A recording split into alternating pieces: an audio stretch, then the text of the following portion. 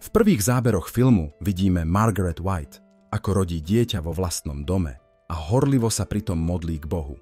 Žena je so svojimi útrapami sama a keď sa dieťa narodí, pometená matka je pripravená skoncovať s ním pomocou nožníc, šepkajúc, že je to skúška od Pána. No v poslednej chvíli Margaret zmení rozhodnutie a dieťatko objíme. O 15 rokov neskôr sa zoznamujeme s Carrie, neistou a utláčanou dcérou slečny Whiteovej, ktorá ide na hodinu do školského bazéna. Ostatní tínedžeri vyzerajú spokojne a užívajú si plávanie, ale naša dievčina stojí krčovito v kúte. Učiteľka si to všimne a postaví Carrie na podanie lopty. Dievča omylom trafí spolužiačku Sue do hlavy a ostatní sa smejú jej nešikovnosti. Po hodine sa trieda presúva do šatne. Keď sa sprchuje, Carrie si všimne na nohách krv a na smrť ju to vyľaká. Dievča beží po pomoc k ostatným, no tie sa iba smejú a začnú ju zasypávať hygienickými potrebami. Miestna postrach Chris to dokonca začne natáčať na video. Všetci sa bavia, okrem vystrašenej Carrie a Sue Snellovej, ktorá cíti hanbu a súcit. Do šatne prichádza učiteľka Miss Desjardins, pomôže vydesenej dievčine postaviť sa. Učiteľka vyženie všetky dievčatá a Carrie vysvetlí, že sa jej začala menštruácia. Miss Desjardins ju odvedie k riaditeľovi, ktorý povie, že vedenie je povinné informovať Margaret o tom, čo sa stalo, aby neboli problémy, no vyľakaná školáčka prosí, aby to nerobili. V tom v kancelárii nečakane praskne dávkovač vody a všetko obleje. Carrie využije chvíľu a uteká. Do školy príde zostarnutá Margaret a berie dcéru domov. Na trávniku pred budovou si partia dievčat medzi sebou posiela natočené video. V aute sa Carrie pýta, prečo jej mama nepovedala o ženskej fyziológii, veď sa jej preto posmievali, no Margaret odsekne, že to preberú doma. Vystrašené dievča nechce ísť dnu a ostáva v aute. V tom ju začne podpichovať susedov chlapec, ale pod Carriením pohľadom spadne z bicykla a v panike utečie. Carrie vojde domov a vidí, ako si mama trieska hlavou o stenu a modlí sa. Keď sa to dievča pokúsi zastaviť, Margaret jej rozpráva, že na ňu, rovnako ako na Evu, bolo uvalené prekliatie krvi za hriech s Adamom. Carrie to nechce počúvať a podotkne, že to v Biblii ani nie je.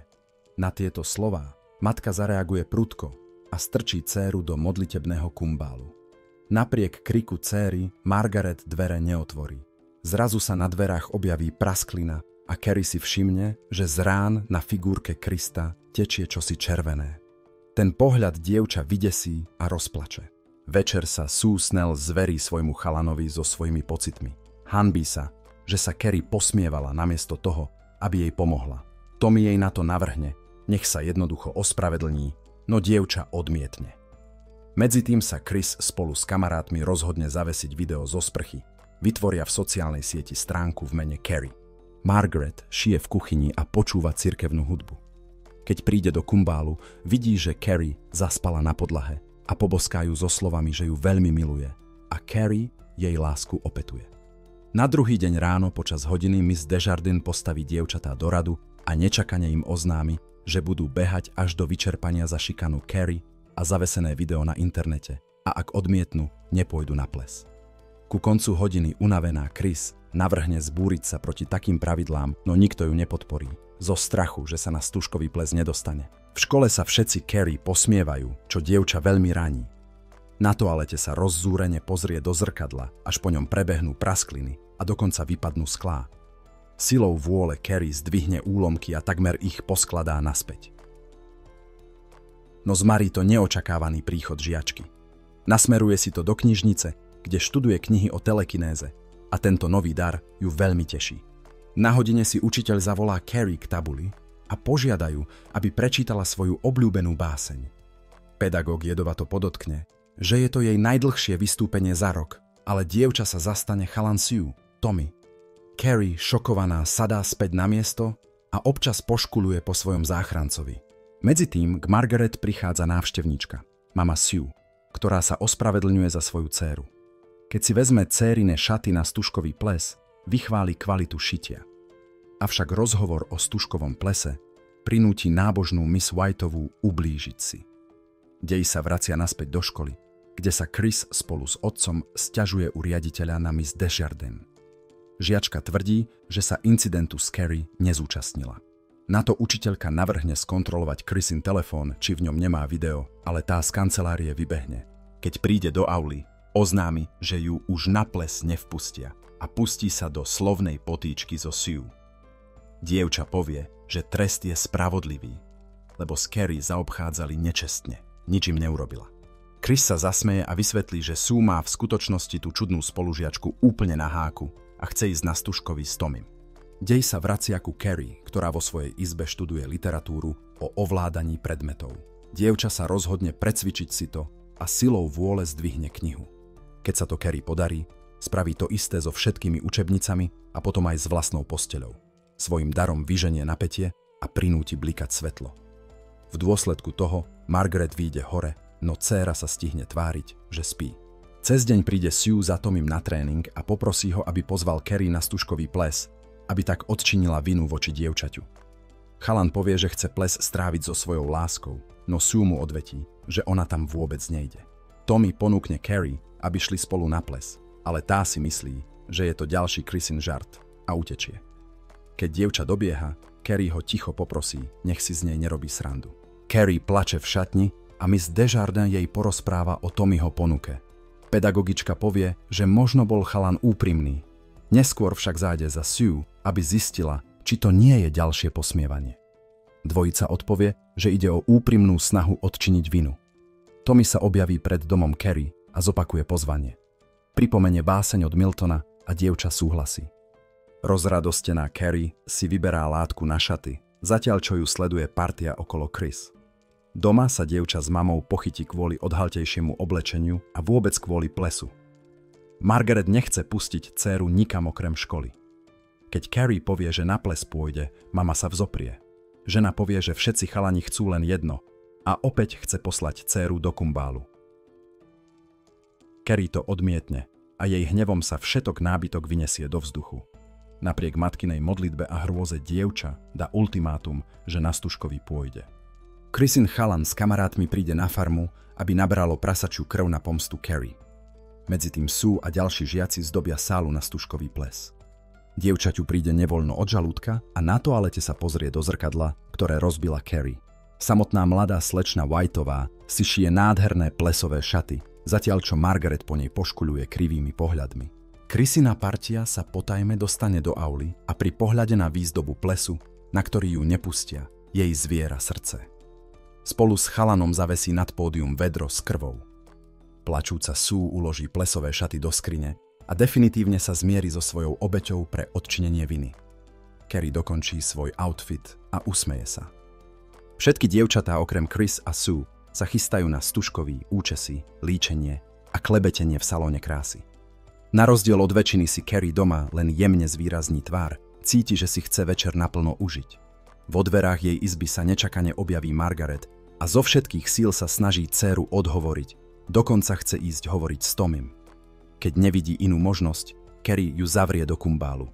Keď uvidí Tommyho, dievča sa nesmelo spýta, či vyzerá dobre, a chalan s úsmevom potvrdí jej krásu. Tesne pred školou je Carrie veľmi nervózna, ale Tommy ju upokojí. Všetci sa bavia a užívajú si slávnosť. Ku dievčaťu príde Miss Desjardins a milo sa rozprávajú o dianí. Tommy píše Sue, ktorá trávi večer s rodinou. Keď sa vráti k Carrie, pozve ju na pomalý tanec a napriek námietkam vyľakanej maturantky ju vedie na parket. Počas tanca Tommy dievča učí jednoduché kroky a spolu príjemne trávia čas. Zrazu sa objaví Chris s chalanom a potajme sa plížia k pódiu, aby vykonali pomstu. Začína sa voľba kráľa a kráľovnej plesu. Tommy navrhne hlasovať za seba a povie, že Carrie vyzerá kúzelne. Chris pošle Sue odkaz, že Carrie už dlho pekná nebude a dievča v panike beží do školy. Tommy povie, že nech vyhrajú v tej súťaži hocikto, preňho je dnes kráľovnou Carrie. Chrisiny kamaráti zmanipulujú výsledky hlasovania a prichádza čas vyhlásiť mená. Sue sa medzi tým pokúša dostať do auly. Moderátor povie mená Carrie a Tommyho a dvojica kráča k pódiu. Keď príde bližšie, Sue si všimne nad dievčaťom zavesené vedro, no nestihne nič spraviť. Miss Desjardins ju vyvedie von. Chris potiahne za lano. Na Carrie sa vyleje prúd hustej krvi a niekto pustí video, kde dievča plače na podlahe v šatni. Tommy zbesnie Pokúsi sa to šikanovanie zastaviť, no na hlavu mu spadne zle prichytené vedro. Pre Carrie je to posledná kvapka. Dievča silou mysle zmetie všetkých na zem a zabuchne dvere. Rozvášnená Carrie sa kruto pomstí svojim trízniteľom. Carrie prejaví krajné krutosti voči vinníkom, lebo ju oklamali v tých najčistejších snoch o plese. V panike sa tí, čo zostali nažive, snažia uniknúť trestu. Jediná, koho Carrie ušetrí, je Miss Desjardins, ktorá k dievčaťu prejavila súcit a dobrotu. Vonku dievča zbadá, ako Chris v panike odchádza a vydá sa za ňou. Za jazdy zastaví proti nej letiace auto a s hlavným nepriateľom sa skoncuje. Nečakane sa Carrie preberie k sebe a s plačom beží domov za mamou. Vidí, že dvere kumbálu sú vylomené zvnútra. Margaret ušla. Dievča sa osprchuje a plače od nervového otrasu. Keď vyjde, uvidí mamu a vrhne sa jej do náručia. Margaret plače a vraví, že mala hneď priniesť plod hriechu, teda svoju dcéru, ako obeť Bohu, ale na prvý pohľad si ju zamilovala. Carrie dojatá plače a objíma matku, no tá jej vrazí nôž do chrbta. Dievča prosí o zľutovanie, no Margaret je neúprosná. Vtedy Carrie použije svoje schopnosti a všetky ostré predmety v izbe nasmeruje na svoju matku.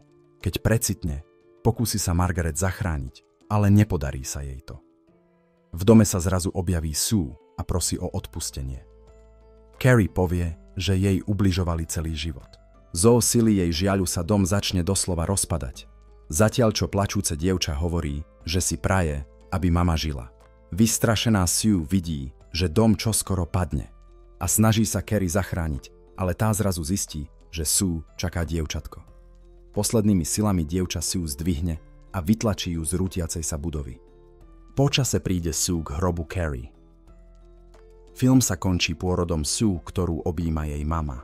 V tomto momente sa film končí. Ďakujeme všetkým, že ste toto video dopozerali až do konca. Dajte tomuto videu like, ak sa vám páčilo. Napíšte do komentárov, čo si o tomto filme myslíte a uvidíme sa v nových videách.